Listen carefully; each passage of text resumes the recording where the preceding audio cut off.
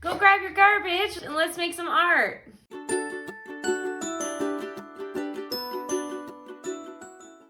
I love to hoard art supplies that other people get rid of. And in doing so, I need to stay very organized in order to keep acquiring more art supplies. Yes, in the hoard.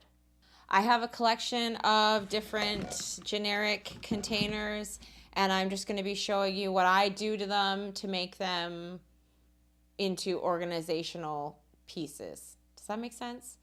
The idea is, instead of throwing out the containers that you get all the time that stuff comes in and then going out and buying other containers so you can use those for storage, in this case, we're just going to use basically the garbage containers that things come in and repurpose those to be our organization. So I've got some that are just generic containers. I do have a couple of them. This is like a suitcase, and this one I think had a puzzle in it. And I'm gonna paint those and kind of make them unique, I think. This one, for some reason, when I flip it upside down, it makes me think of like a flower. So that's kind of my idea there. I'm gonna show you how I keep my art hoard organized and give you some tips on how you can use your garbage junk in order to keep your non-garbage junk organized. So let's get into the video and we'll see how it goes. So as I said, I try to keep most of my art hoard organized. You can see everything's got its place. But also, I've allowed a few doom piles to accumulate in the last little while. So this second bookshelf really needs some help. And that means it's time for some DIY storage. These used to be hot chocolate containers. You can use anything that you like that you're going to buy over and over again, like this chip can, for example. If you have a snack or a food that you really like, you're probably going to end up with a whole bunch of the same container, and then you could make a set that matches. So I just measure it, cut it out, and then to stick it on, I had this adhesive that my friend gave me. He found them in an old box, and we actually thought they were white out, but turns out they're adhesive, probably for doing like scrapbooking or something. Thought that that would be great for this little project. Using up more art supplies that other people are getting rid of. And then I'm just going to fill in with a Sharpie on this part that needs to be filled in. And there you go. Now you have a matching set of art storage. You could also use this idea with gift wrap for holidays or birthdays. Anything could fit in there, from nail polish, golf balls, socks, candy. Do a pair of earbuds, pods, beer buds, whatever. You know what I mean. You can fill it full of stuff. Now, for this box, it was like a kind of a tall, skinny box, and I thought it would work really good for one of those paper organizer box bin things. So I just cut it on a diagonal with that snazzy transition. And now I'm going to trace around it on this marbled paper, and then I'm going to wrap it like a present, basically. Of course, I don't have footage of that. And then these leftover top nubs, I thought they would also work, especially to keep my canvases tidy at the bottom of my shelf. So I'm just using these leftover wallpaper scraps from wallpapering my kitchen. And I'm going to use that to cover just the fronts of them because the sides are not going to show. I did do the sides of the original pair, but I don't have the footage, so you have to wait and see them in the end. And this wallpaper was actually left over from my kitchen, as I said, but it was even already a discount because it was a used roll, like they had used part of it as a display. These last 2 boxes, I'm just gonna paint them black. When all else fails, paint it black. This is just a simple way to unify different types of containers that you have, so different jars or boxes, that might be similar shape or size, but all different colors. You can just paint them all black, or whatever color. You pick a color of paint and go buy a roll of paper And then there you go. Every container in your house can be a matching set. Items that you repeat a lot, you're gonna end up with a lot of matching containers.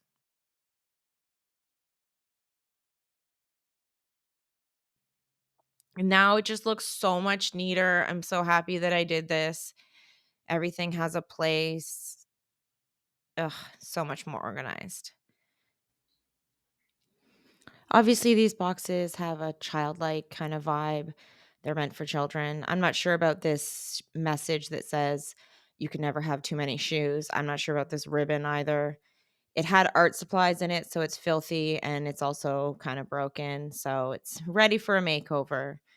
This other box, it was filled with jewelry when I got it. It's not so bad on the inside. I have no idea what happened to the puzzle that was in it. Outside is kind of peeling and this tip is kind of mushed. I don't know if you can see that in the camera, but it's kind of bent. I'm going to start with sanding them because they're shiny surfaces and I want to make sure that my paint's going to stick, and I want to kind of get rid of any bits that are stuck on there, including this nasty ribbon. Yeet that out of there. My designs were inspired by the shapes of the boxes, particularly this puzzle box. Every time I would hold it up, I would think of the shape of a daffodil or like a flower. So over the years, every time I've seen it, I just think, oh, I should redo that box as a flower. So that's where I'm going to start because that's the one idea that I already sort of have. I'm gonna sketch it out and just get it out of my head and make sure that it is actually gonna work the way that I think that it's gonna work. Then I'm going in with a base coat on both sides. It's not gesso, it's just like old latex paint. Ooh, that paint looks like an egg. And then I'm gonna do the kind of daffodil that has like lots of different kind of shades of yellow. Not necessarily realistic, but just sort of inspired by daffodil. Pretty much all my art supplies that I use are some way garbage or discarded items, including missed hints and leftover paint. You can see I use a styrofoam tray for a paint palette. Ew, my sanding job is not so good up close.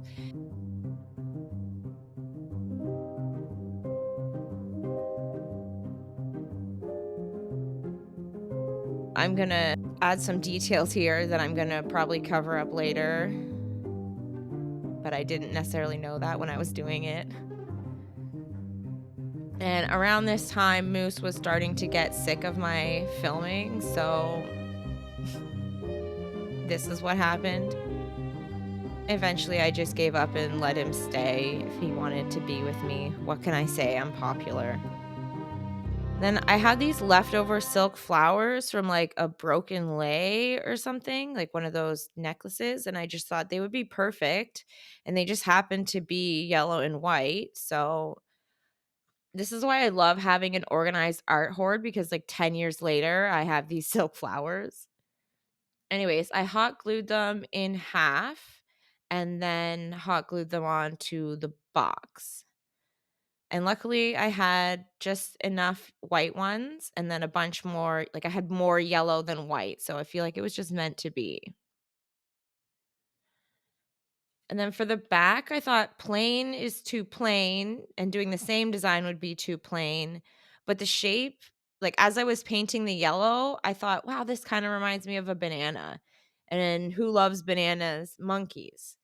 You might remember in my dollhouse video, I have this little brain with a monkey inside. I call it Mr. Monkey Brains. It's actually from an art project I did when I was like 20. But now it lives in my dollhouse. And I just feel like all these years he's been wanting a banana, and now he's literally going to get the banana of his dreams. And I'm so happy about that. These colors look a little bit vibrant, but they're actually pretty, like, subdued in person. I'm just not that good at editing colors on camera. And then I decided to change his eyes to white because I thought black eyes would be, like, way too creepy.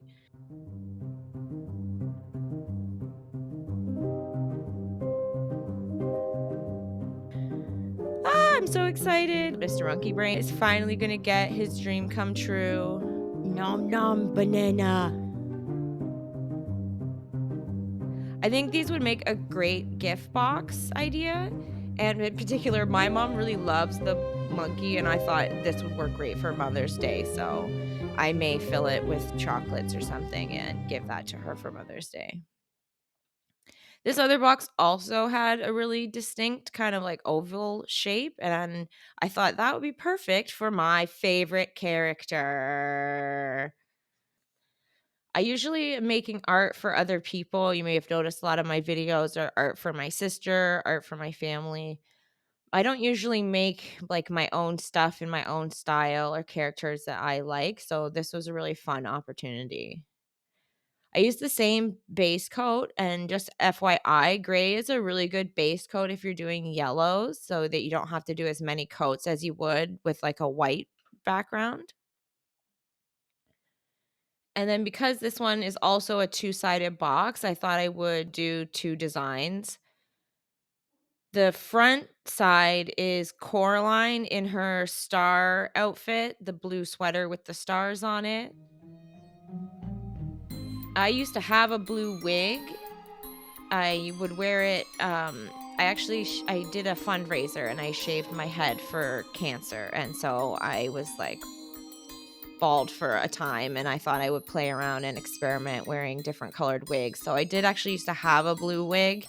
And then one night, a really mean girl told me that I wasn't cool or I wasn't punk. I wasn't trying to be anything. I just liked the blue wig. But anyways, then I took it off and revealed my bald head, and so she kind of ate her words there. I was really close with my grandparents growing up, so I learned all kinds of cool old school ways to make things, save things. My grandparents grew up in the Depression era. They know all about not spending and saving your money and hanging on to things and repurposing items. The backside of the box, I decided to do the Coraline doll, so I used a more beige tone to make it look like a handmade doll. Times are looking kind of rough right now, and it's a great time to revive all of these types of skills. So here's where we're at. I decided that the lid had kind of a nasty edge, like the strings were kind of really bumpy. I decided to cover them with this yellow ribbon. And then I just used a paintbrush to apply white glue and then stuck it on there. I think it really cleans up that edge and finishes up the box nicely. And then I wanted to do real button eyes, but the only ones I had that were the right size, they don't have holes all the way through, so I'm gonna have to add those later with my Posca. I don't really have a ton of experience with Poscas. I recently got a gift card for an art store, so I bought myself a couple to start experimenting with, but right now I only have black, so it's just for doing outlines and fine lining.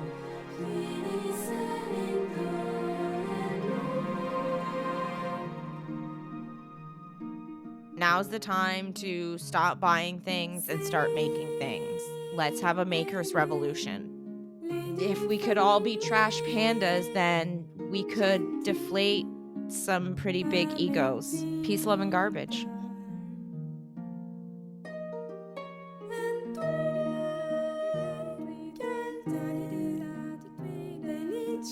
I love how great it turned out. Like, I just absolutely love it. It's not as vibrant in real life, it's more pastel.